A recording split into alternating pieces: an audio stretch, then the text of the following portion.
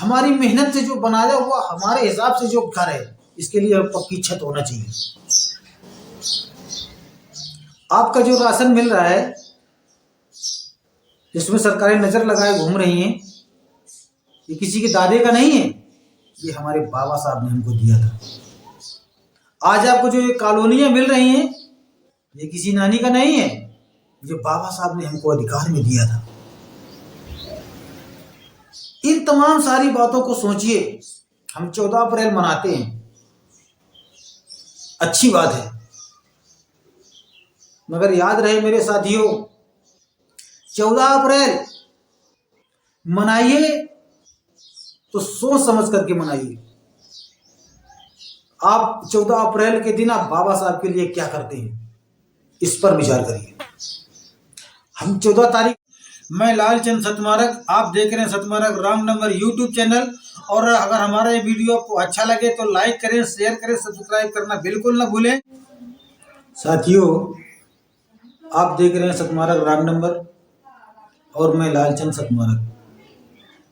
आप सभी साथियों से हमारा जय भीम, नमो बुद्धाय। मैं आप लोगों से ये बताना चाहता हूँ कि आज ये 14 अप्रैल का दिन आने वाला है। बड़े ही हर्षोल्लास के साथ में लोग 14 अप्रैल मनाने की तैयारी में डटे पड़े हैं और अच्छी खासी तैयारी कर रहे हैं। लोग बहुत पैसा बर्बाद करते हैं और अपना बहुत बड़ा समय बर्बाद करते हैं। तो इसी बात को लेकर के दिमाग में कुछ बातें ऐसी उठती हैं कि हमें समाज तक अपनी बात को पहुंचाना चाहिए। 14 अप्रैल का दिन मनाना हमारे लिए क्यों जरूरी हुआ, लोग क्यों मनाते हैं, किसी लिए मनाते हैं, सवाल उठते हैं। 14 अप्रैल का दिन जो आप मनाते हैं वो पर्सनल अपने लिए करते हैं कि अपने समाज के लिए करते हैं कि बाबा साहब के लिए करते हैं, किसको खुश करने के लिए करते हैं। बात इस जगह पर उठती है कि हम बाबा साहब का जन्मदिन क्यों मनाते हैं। मनाना चाहिए। हमें याद आता है कि जब हमारे समाज को गांव से बाहर उनकी बस्तियां बनाते थे और गांव के बाहर रखते थे, इस तमाम सारी बातों के सवाल जब उठते हैं, आप ये मान करके चलिए कि हमारी समाज के लिए या हमारे लिए अगर किसी ने कुछ किया है तो किसने किया है, किस भगवान ने किया है, किस ईश्वर ने किया है, किस खुदा ने किया है, किस अल्लाह ने किया है, किस देवी ने किया है, किस देवता ने किया है। हमारे समाज की जब झोपड़पट्टियां गांव के बाहर रखवाते थे, गांव से दूर रखते थे, तो ये सब किसने किया कि आज हम लोगों की बस्तियां कहीं भी हैं, मगर कल ऐसा नहीं था। आप शिक्षा से वंचित रहते थे, किस भगवान ने, वो भगवान कहाँ गए, कहाँ थे वो भगवान जब हमारी समाज को शिक्षा से दूर रखा जाता था।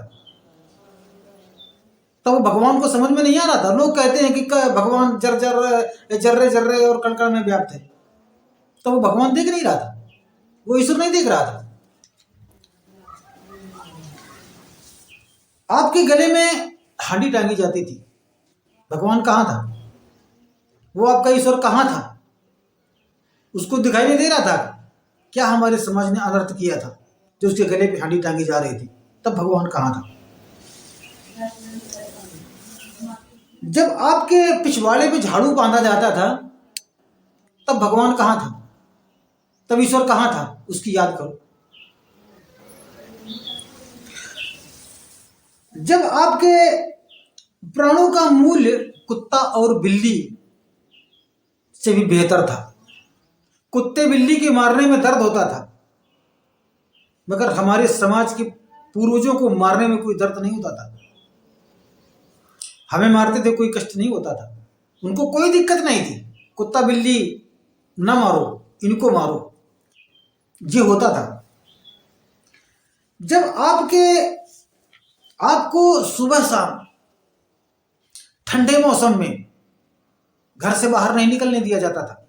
अगर घर से बाहर निकलना है तो याद रहे थाली बजाते हुए निकलना है। क्यों? ताकि धोखे से किसी के ऊपर आपकी परछाई न पड़ जाए, वो भी कड़ी धूप में निकलना। भगवान कहाँ था? ईश्वर कहाँ था? याद करो, जब आपको सुबह शाम घूमने चलने पर प्रतिबंध था तो भगवान को कुछ देखना चाहिए ना, कुछ सोचना चाहिए ना, आपके ईश्वर को कुछ देखना चाहिए ना। अगर कुछ देख लेते, कुछ सुनते, कुछ समझते तो आज हमें उनको मनाने में हमें अच्छा लगता। जिस पानी में कुत्ता, बिल्ली आदि जानवर पेशाब करते थे, वीट करते थे, वो गंदा पानी तक पीने का हमें कोई अधिकार नहीं था। हमारे पूर्वजों को कोई अधिकार नहीं था। गंदा तक पानी नहीं, हम लोग, हमारा समाज नहीं पी सकता था। तो भगवान कहाँ था? ईश्वर कहाँ था? जब आपकी बहू बेटी जबरदस्ती जानवरों की तरह घर से उठा ले जाते थे, गलत व्यवहार होता था इनके साथ में, ईश्वर कहाँ था? भगवान कहाँ था? देवता कहाँ थे? देवी कहाँ थी? छुट्टी में थी क्या? सोचने का विषय है। जब आपको बंधुआ मजदूर रखा जाता था, सारा दिन आपसे काम करवाया जाता था, भोजन नहीं दिया जाता था ना, भोजन नहीं दिया जाता था, सारा दिन काम करवाया जाता था, पैसा भी नहीं मिलता था, और सारा दिन काम करके भूखे प्यासे काम करवा करके पिछवाड़े पे लात मार करके उसको वहां से भगा दिया जाता था। ईश्वर कहाँ था? भगवान कहाँ था? याद करो, भगवान कहाँ था?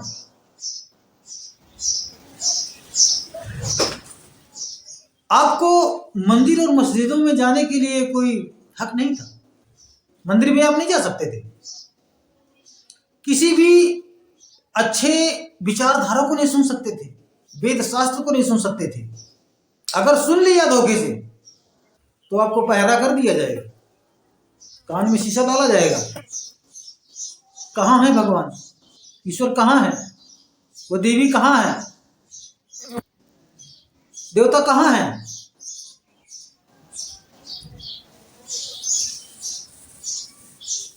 और जब आपको छूने मात्र से वो लोग अपवित्र हो जाते थे, अगर किसी कारण से अगर छू लिया तो वो लोग अपवित्र हो गए आपको छू करके। आप क्या थे, क्या है, हमारा समाज क्या था? ऐसी गंदी विचारधारा और ऐसे गंदी सोच, ऐसे दरिंदे लोग हमारे पूर्वजों के ऊपर इतना बड़ा अत्याचार ढाते थे। तो ये हम एक प्रकृति की देन कि हमारे बीच में हमारे साहब आए, उन्होंने देखा, समझा, कुर्बानी करी, अपने 4 बेटों को शहीद कर दिया। आखिर में वो भी बंगला, कार, मोटर गाड़ी ले सकते थे, मगर नहीं, क्यों नहीं किया? ये हमारी इस गरीब समाज को आजादी दिलाने के लिए। बाबूजी, जब हम पानी पीते हैं तो याद होना चाहिए पानी किसने पिलाया। हम उनके पानी के भी कर्जदार हैं, पानी पीने के भी कर्जदार हैं। 3 मंत्र दिए थे उन्होंने, रोटी, कपड़ा और मकान। 3 हमारे समाज को मिलना चाहिए। जब डॉक्टर भीमराव अंबेडकर ने कोर्ट में याचिका लगाई, रोटी, कपड़ा और मकान, जब वहां पर याचिका लगाई, कोर्ट में बुलाए गए तो जज ने पूछा, रोटी की परिभाषा बताओ। तो उन्होंने 3 सूक्तियां बताई, रोटी के पीछे सूक्तियां लगी हुई। उन्होंने कहा, हाँ, हमें जब रोटी खाने का अधिकार नहीं था, पानी पीने का अधिकार नहीं था, चलने फिरने का अधिकार नहीं था, तो उन्होंने सूक्तियां बताई रोटी की। उन्होंने कहा रोटी हमें ऐसी चाहिए जो हमारे खुद की मेहनत की कमाई की जो अन्न है, जो हमने खुद कमाया हो और हमें कमाने का अधिकार हो।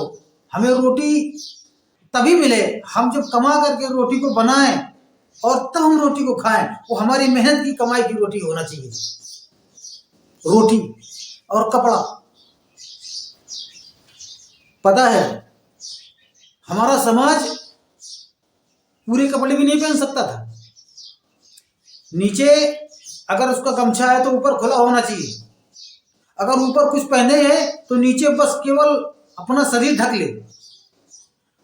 दोनों कपड़े नए नहीं पहन सकते थे। कुर्ता अगर नया है तो पैजामा पुराना होना चाहिए, और पैजामा अगर नया है तो कुर्ता पुराना होना चाहिए। गमछा तो सही होना नहीं चाहिए, फटा होना चाहिए। बहुत बड़ी विडंबना थी। हम कपड़े भी नहीं पहन सकते थे। रोटी कपड़ा। उन्होंने कहा कि जब हमें कपड़े का अधिकार मिल रहा है तो वो कपड़ा हमें किसी का दिया हुआ नहीं होना चाहिए। हमें वो कपड़ा होना चाहिए जो हमारी मेहनत की कमाई का और मेरे पसंद का होना चाहिए, जैसा हम पहनना चाहते हैं, और वो मेरी मेहनत का होना चाहिए। रोटी कपड़ा और मकान। मकान ऐसा मकान नहीं होना चाहिए कि किसी घर में बैठ दिया जाए, वो जब चाहे तब निकाल दे। वो हमारी मेहनत से जो बनाया हुआ हमारे हिसाब से जो घर है, इसके लिए पक्की छत होना चाहिए। आपका जो राशन मिल रहा है जिसमें सरकारें नजर लगाए घूम रही हैं, ये किसी के दादे का नहीं है, ये हमारे बाबा साहब ने हमको दिया था। आज आपको जो ये कॉलोनियां मिल रही हैं, ये किसी नानी का नहीं है, ये बाबा साहब ने हमको अधिकार में दिया था। इन तमाम सारी बातों को सोचिए। हम 14 अप्रैल मनाते हैं, अच्छी बात है, मगर याद रहे मेरे साथियों, 14 अप्रैल मनाइए तो सोच समझ करके मनाइए। आप 14 अप्रैल के दिन आप बाबा साहब के लिए क्या करते हैं, इस पर विचार करिए। हम 14 तारीख आई, डीजे आ गया, बैंड आ गया, टेंट आ गया, लाइट आ गई, पिया जड़ाम बोला, डीजे में नाच रहे हैं। कैसे नाच रहे हैं, क्या डांस चल रहा है, क्या रंग रंगिया चल रही है। बाबा साहब ने यही कहा था क्या कि दारू पी करके डांस करना 14 अप्रैल के दिन? मेरे साथियों, उन्होंने ये नहीं कहा था। उन्होंने कहा था मेरा समाज नशे का मुक्त होना चाहिए, हमारा समाज बौद्धिस्ट होना चाहिए, हमारे समाज से कुरीतियां हटना चाहिए। 14 अप्रैल के दिन ही कुरीतियां पनपती हैं, उसी दिन पैदा होती हैं, उसी दिन लोग दारू पीते हैं और उसी दिन शराब पी करके लोग बड़ा गलत सदव्यवहार करते हैं। ऐसा नहीं होना चाहिए। 14 अप्रैल मनाइए, अच्छी बात है। बाकी अपने मसीहा को ध्यान में रखते हुए अगर हम उनकी सोच के विपरीत अगर हम कार्य कर रहे हैं तो हमारे मसीहा की धज्जियां उड़ाने के बराबर है।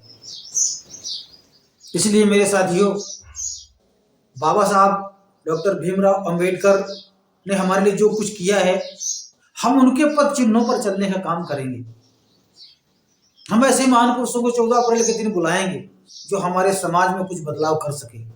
हमारे जो 14 अप्रैल मनाने वाली जो हमारी टीम है, उस टीम को उस दिन नियंत्रण में रहना चाहिए।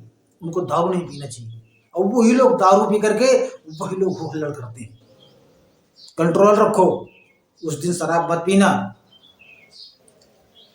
आप समाज को जगाने के लिए, इस देश दुनिया को जगाने के लिए 14 अप्रैल का दिन आप मनाते हैं। और उसी दिन वही समाज शराब पीता है, गलत व्यवहार कर रहा है। गलत बात, ऐसा मत कीजिएगा। इसलिए 14 अप्रैल आ रहा है, खुशी से, हंसी खुशी से मनाइए। अच्छी बात है, लोगों को जागरूक करिए, जागरूक होइए, नशा से दूर रहिए और बढ़िया हंसी खुशी के साथ में आप लोग 14 अप्रैल मनाएं। इसी के साथ में जय भीम, नमो बुद्धाय, जय मूल्य।